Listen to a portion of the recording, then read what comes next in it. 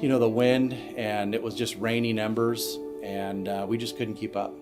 It really was a war zone. Fighting structure fires and a wildland fire at the same time, trying to protect the exposures and then move on to the next ones. And then when you came back to check those ones that you just saved, now they were on fire. During 2018, California was devastated by a series of unprecedented wildfires. The frequency and severity of these wildfires was immense. A reported 8,527 fires burned nearly 2 million acres of land. The devastation has been attributed to multiple causes, such as climate change and the construction of new residences in previous wildlands. Increased temperatures and dryness, effects attributed to climate change, resulted in increased risk of wildfires.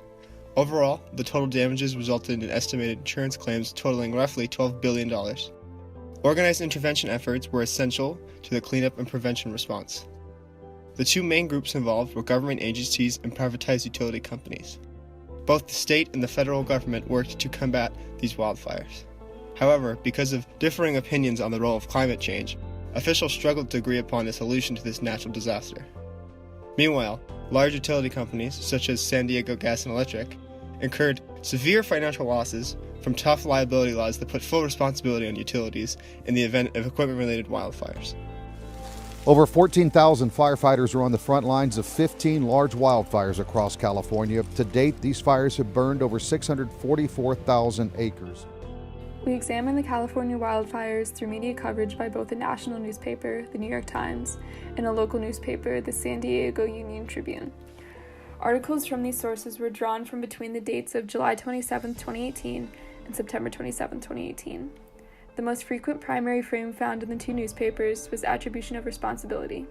This frame was characterized by 3 secondary codes: climate change, human cause, and organized intervention.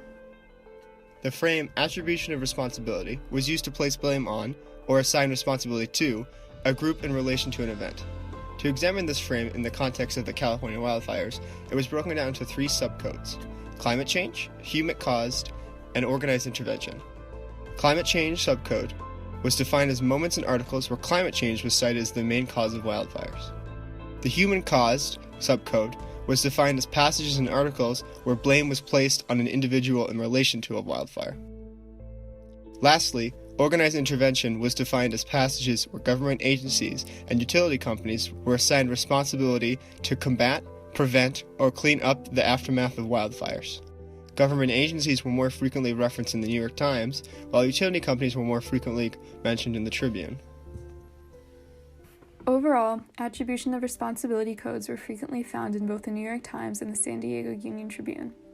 The code was present in 72% of New York Times articles and 56% of Tribune articles. In examining the subcodes, there were some similarities between the sources.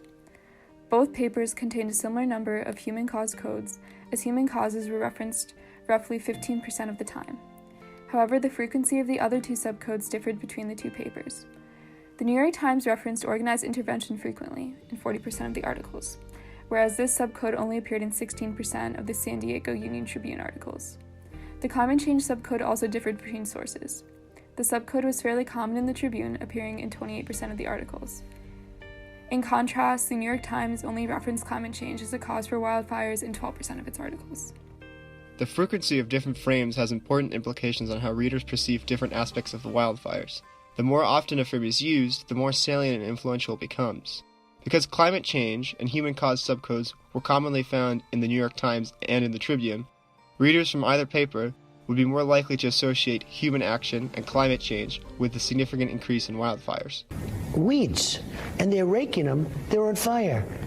That should have been all raked out. What about the argument? You wouldn't have the fires. What about the argument it's climate change, that it's drier, it's hotter, and that that's contributing to it? Maybe it contributes a little bit. The big problem we have is management. The president still says, well, not really, no tiny bit, hasn't changed his view on climate change. However, readers will likely have different understandings and opinions on who is responsible for taking care of the wildfires. Tribune readers are more informed about the role of utility companies, whereas New York Times readers are more likely to look to government agencies for solutions. For example, Tribune articles frequently discussed inverse condemnation, state-level policies that require utility companies to pay for wildfire damages regardless of whether or not their equipment was properly managed. This was a policy that was never mentioned in the New York Times. Instead, the New York Times placed more of an emphasis on the state government's efforts to create proactive climate change legislation to reduce wildfire risk. These differences will likely influence readers' opinions regarding policies related to wildfire prevention and cleanup.